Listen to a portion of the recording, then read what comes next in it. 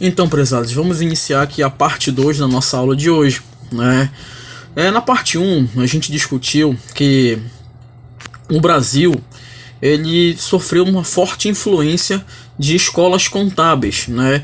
Da escola europeia e da escola americana, a escola dos Estados Unidos, escola estadunidense, né? E essas características têm uma relação, tem características fortes sobre isso que são discutidos nessa disciplina de normas internacionais, certo? Vamos fazer a leitura dessa parte aqui do material que é importante e dar destaque ao que pode ser cobrado para vocês também. Vamos fazer a leitura do material, né, desses pontos que são importantes para que vocês fiquem, né, sabendo sobre essa influência dessas escolas estrangeiras na contabilidade brasileira. No século passado, até as décadas de 1960 e 1970, era muito comum os contadores brasileiros terem enorme admiração pelas escolas contábeis europeias, especialmente a italiana, certo? Para que vocês tenham noção, saibam dessa situação, dessa influência da escola italiana, né, nos contadores brasileiros, na contabilidade brasileira. No início do século passado, até as décadas de 60, entre as décadas de 60 e 70, né, os contadores brasileiros tinham uma forte admiração, uma forte influência por escolas europeias. Mas qual a escola europeia que se destacava aí? Era a escola italiana. De Roche, por exemplo, explica que o contador Francisco Dauria não se preocupava com contabilidade gerencial, mas era fascinado por autores italianos e franceses, e uma atitude de contínua atualização costumava viajar frequentemente a países da Europa. Em 1932, encontrou-se com Gino Zappa e pôs-se a elogiar com entusiasmo a cultura contábil italiana. No entanto, Zappa disse que naquele momento a contabilidade italiana não seria o melhor exemplo. Haveria muito que aprender com os americanos e alemães em matéria de análise. Aí vocês estão percebendo, né, que a contabilidade brasileira tinha uma grande influência da escola contábil italiana, mas os próprios italianos em si já falavam que aquela escola estava ultrapassada e que teria que aprender muito com qual escola? A escola alemã e principalmente a escola americana, né, que também influenciou muito, principalmente a escola norte-americana dos Estados Unidos, influenciou muito aqui na contabilidade brasileira. Os autores brasileiros de ciências contábeis normalmente não citam a existência de uma escola contábil brasileira, certo? Entende-se que não é possível dizer que o Brasil teria criado uma escola genuína, né? A contabilidade nacional surgiria de uma influência ou mescla de influências de escolas estrangeiras. Então, por exemplo, vocês vão fazer uma prova e lá existe uma afirmativa que fala que o Brasil possui uma escola contábil genuína, uma escola contábil genuinamente brasileira. Vocês sabem que isso é falso, é errado, porque o Brasil ele nunca apresentou uma escola genuinamente brasileira. Desde os seus primórdios, desde do início da contabilidade brasileira, o Brasil sempre teve influência de escolas estrangeiras, principalmente a italiana e a norte-americana, certo? Isso é importante de ser mencionado. No entanto, por diversos fatores, a escola contábil norte-americana passou a influenciar fortemente os mercados em todo o planeta, principalmente nos mercados de capitais.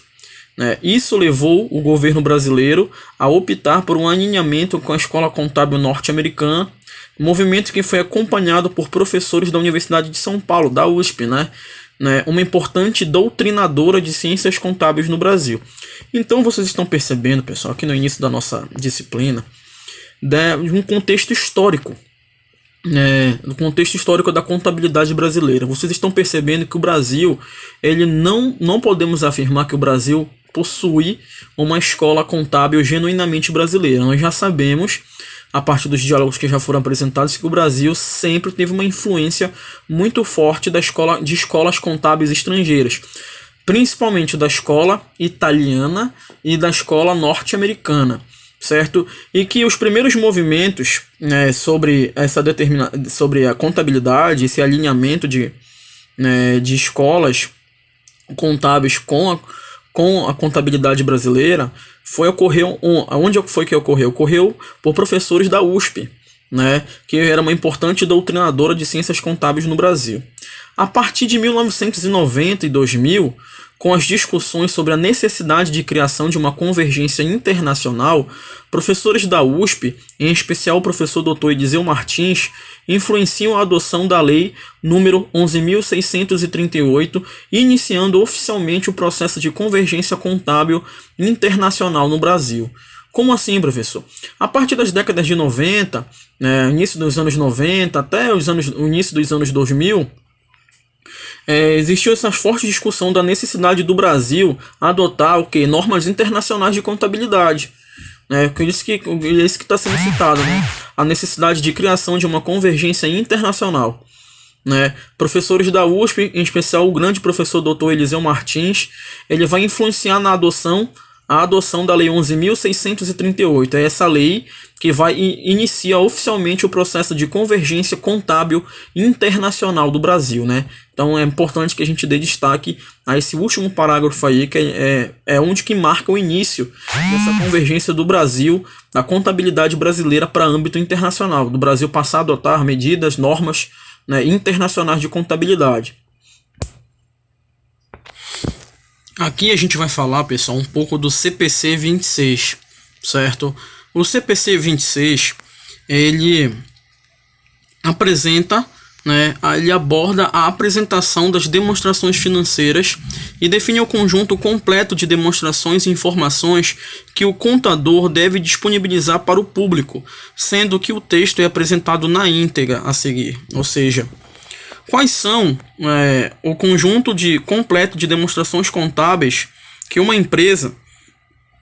a equipe contábil de uma empresa tem como obrigatoriedade, né, apresentar, né, aos seus membros internos e membros externos, certo? Membros internos e membros, isso está determinado pelo CPC 26.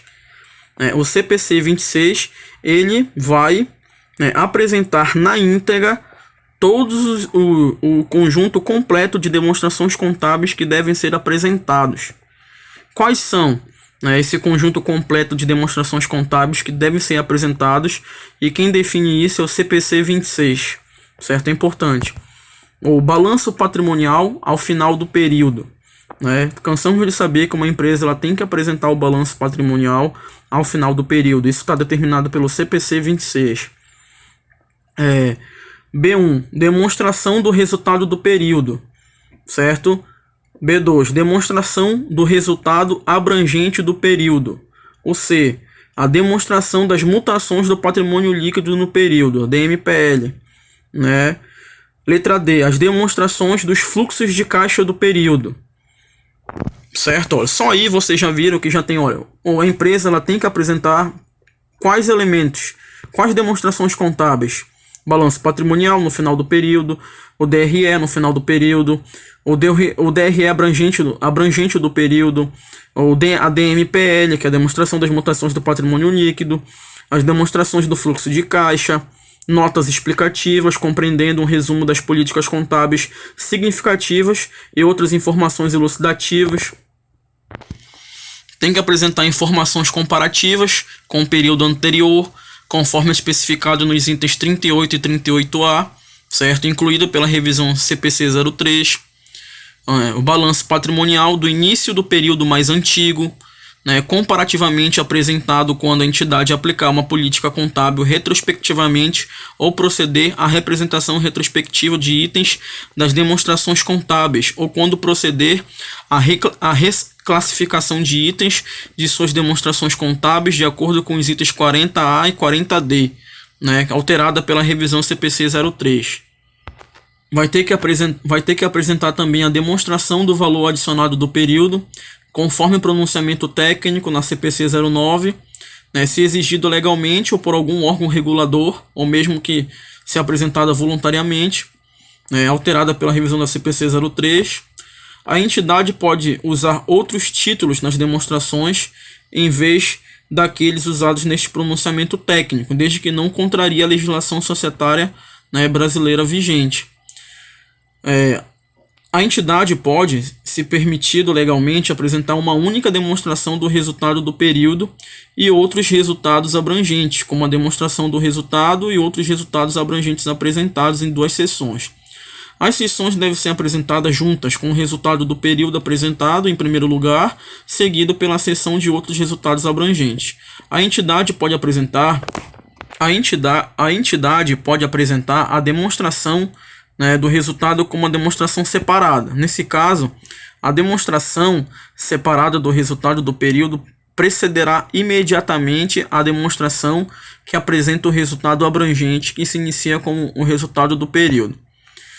Quando da aprovação deste pronunciamento técnico, deve atentar-se para o fato importante de que a legislação societária brasileira requer que seja apresentada a demonstração do resultado do período como uma sessão separada.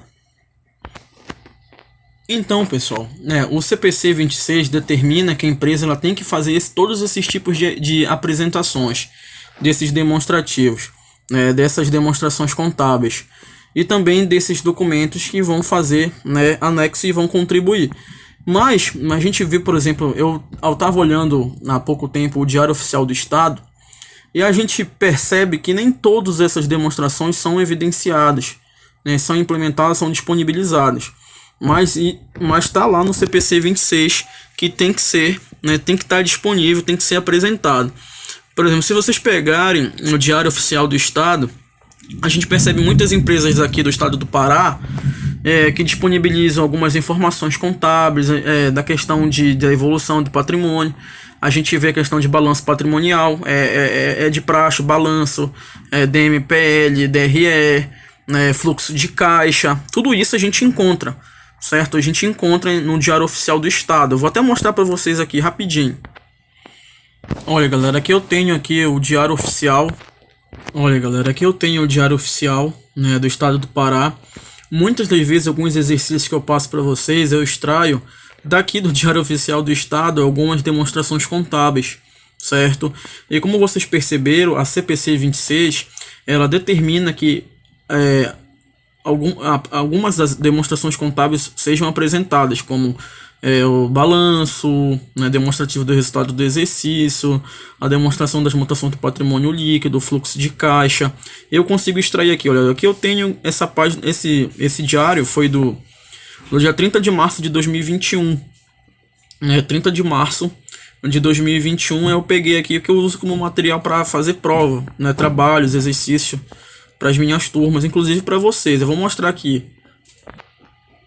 Olha aqui, pessoal, eu tenho aqui, um balanço patrimonial, na verdade, demonstrações contábeis, determinadas que devem ser apresentadas, como tá lá no CPC 26, aqui da Tramontina Belém S.A., certo? Relatório da diretoria, senhores acionistas, cumprindo disposições legais e estatutárias, temos a satisfação de submeter-se à apreciação de vossas senhorias o balanço patrimonial, o demonstrativo do resultado do exercício, das mutações do patrimônio líquido, dos resultados abrangentes, do fluxo de caixa e as notas explicativas encerradas em 31 de dezembro de 2020, colocando-as na disposição para quaisquer esclarecimentos que julgarem necessários. Belém, 15 de março de 2021. Uma empresa que faz parte, que está estabelecida aqui no estado do Pará. Aí vocês estão percebendo aí que a empresa ela tem por obrigatoriedade postar no Diário Oficial do Estado essas informações. Essas informações, CPC 26 determina. E aqui a gente está vendo o balanço patrimonial da empresa aqui, a demonstração dos fluxos de caixa aqui à direita, a gente tem um balanço patrimonial. Olha, a gente tem aqui que foi postado também o DRE, a demonstração do resultado do exercício da empresa, a demonstração dos resultados abrangentes, notas explicativas da administração, tá tudo postado aqui, tá tudo disponível aqui no Diário Oficial. A empresa ela tem como obrigatoriedade dar essas informações, as informações. Ela tem que ser transparente. E o CPC 26, ele determina quais são as demonstrações contábeis que têm que ser apresentadas, quais são os elementos, quais são o grupo de informações que tem que ser apresentado pela empresa. O CPC 26, isso está relacionado com normas. Não é internacional, mas está vinculado aqui à legislação contábil brasileira, certo? E aqui vocês podem perceber, né? Tá bem explicadinho, tá todo aqui, todas as informações. É daqui, pessoal, que eu tiro às vezes exercícios para vocês exercitarem, fazerem os cálculos. Muitas vezes eu extraio daqui. Eu pego aqui do Diário Oficial, certo? Do estado do Pará, principalmente, que é mais fácil, porque a gente pega empresas daqui da nossa região. E sempre, como fala lá, comparar os 2 anos, o ano de 2019 e 2020, para a gente ver a evolução, certo? E a partir daí a gente consegue fazer análise vertical, análise horizontal, calcular indicadores, verificar, né, extrair várias informações da empresa, certo? Mas quem determina isso aí é o CPC 26. A partir de agora, né, a gente vai começar a estudar, pessoal, os princípios fundamentais de contabilidade, segundo o CFC número 1282 de 2010. Porque antes, para a gente conseguir entender essa questão de contabilidade internacional, a gente tem que também entender muito bem a parte, né, os princípios fundamentais de contabilidade e das normas brasileiras, né? Iremos estudar, né, sobre os princípios fundamentais de contabilidade das normas brasileiras, que são imprescindíveis como base para o estudo da contabilidade internacional. A gente tem que ter noção, né, quais são esses princípios fundamentais de contabilidade, principalmente vinculados a normas brasileiras, que estão associados ao estudo da contabilidade internacional. A partir de agora, a gente vai discutir sobre esses fundamentos. Os princípios fundamentais de contabilidade são dispostos na legislação brasileira. Os princípios fundamentais de contabilidade são dispostos na legislação brasileira, na resolução número 750, /93 do Conselho Federal de Contabilidade, e que no esforço para a harmonização contábil internacional foi alterada pela resolução CFC 1282/2010, que é a NBC-TI 1, que é a estrutura conceitual para a elaboração e apresentação das demonstrações contábeis. Ou seja, tudo começa na legislação brasileira, na resolução 750 de 93, aí com o trabalho e o grande esforço para o Brasil, a obter uma harmonização contábil internacional, essa resolução 750 ela foi alterada pela resolução 1282, em 2010, para vocês verem, bastante tempo depois, porque tudo começa em 93, na resolução 750 de 1993. Aí, para a questão da harmonização contábil internacional, para o Brasil estar ligado com a questão, contábil internacional, aí essa resolução de 1993, a resolução 750, foi alterada pela resolução 1282 de 2010. A NBC TI 1, que trata da estrutura conceitual para a elaboração e apresentação das demonstrações contábeis. Conforme Ludicibus et al. 1990, princípios contábeis são premissas básicas, sobre os fenômenos e eventos contemplados pela contabilidade. Muitos profissionais no mercado ou estudantes costumam chamar os princípios contábeis norte-americanos, de US GAAP, e por analogia os princípios brasileiros de BR GAAP. O que isso significa, pessoal? Vamos estudar, vamos verificar. Esse autor ele é bastante renomado no mundo contábil. Ele afirma que os princípios contábeis, são premissas básicas sobre os fenômenos e eventos contemplados pela contabilidade. Aí, quando muitos profissionais no mercado, ou estudantes costumam chamar os princípios contábeis norte-americanos de US GAAP, e por analogia os princípios brasileiros de BR GAAP. O que é o GAAP? O GAAP é uma abreviação, que está em inglês, que representa a expressão, princípios contábeis, geralmente aceitos. O GAAP é os princípios contábeis geralmente aceitos. É por isso que quando é US GAAP, são os princípios contábeis, geralmente aceitos pela escola norte-americana. E o BR GAAP são os princípios contábeis geralmente aceitos no Brasil, certo? Tem essa analogia. Segundo, Ludicibus, et al. 1990, para um princípio ser incorporado à doutrina contábil, é necessário que atenda a duas condições básicas, para que um princípio possa ser incorporado a uma doutrina contábil. Ele tem que ter, o objetivo deve ser considerado praticável pelo consenso profissional e deve ser considerado útil. né, para que um princípio possa ser incorporado a uma doutrina contábil, ele tem que atender duas condições básicas, que o objetivo deve ser considerado praticável pelo consenso profissional e deve ser considerado útil, certo? Deve ser considerado útil. Vocês podem até ver que às vezes isso é cobrado até em prova, esse conceito aí, né, de um princípio para ser incorporado à doutrina contábil, certo? Então, pessoal, agora a gente vai fazer uma breve revisão rápida de tudo que a gente já falou, né? Essa revisão, vocês podem ver a parte de resumo nos slides, que está bem mais resumido, né? A gente está discutindo as questões lá na apostila, onde está bem mais específico, e nos slides está mais resumido. A gente tem aqui a parte voltando a falar do conceito da CPC 26, que está relacionado à estrutura das demonstrações contábeis, né? O conjunto completo de demonstrações contábeis tem que ser apresentadas segundo a CPC 26 inclui balanço patrimonial, demonstração do resultado do período, demonstração do resultado abrangente, que não deixa de ser o DRE completo, a demonstração das mutações do patrimônio líquido, DMPL, demonstração dos fluxos de caixa do período, as notas explicativas, né, informações comparativas com o período anterior, balanço patrimonial do início do período mais antigo e a demonstração do valor adicionado, certo? Então, pessoal, a CPC 26 inclui, né, o conjunto completo das demonstrações contábeis, segundo a CPC 26, inclui todos esses fundamentos que foram citados aqui. Aqui já está mais organizado, fica até mais fácil da gente entender. Como eu mostrei para vocês que lá no Diário Oficial do Estado, aquela empresa lá, Tramontina Belém, ela tem como obrigatoriedade apresentar, né, praticamente, ela está apresentando praticamente a grande maioria dessas demonstrações contábeis. Vocês perceberam e analisaram. Lá a gente viu balanço, a gente viu a DRE, a gente viu a DMPL, a gente viu o fluxo de caixa, a gente viu notas explicativas, a gente viu o balanço patrimonial do início do período mais antigo, certo? Tá bem completinho mesmo lá. Por quê? Porque, segundo a legislação contábil brasileira, essa empresa, segundo o CPC 26, ela tem que apresentar todas essas demonstrações contábeis, todas essas informações. E a gente também fez essa questão desse conceito, né, de contabilidade, que é o GAP, que são os princípios contábeis geralmente aceitos. Né? O GAP é porque está na sigla em inglês, Generally Accepted Accounting Principles, né? Que é a questão do GAP, princípios contábeis geralmente aceitos.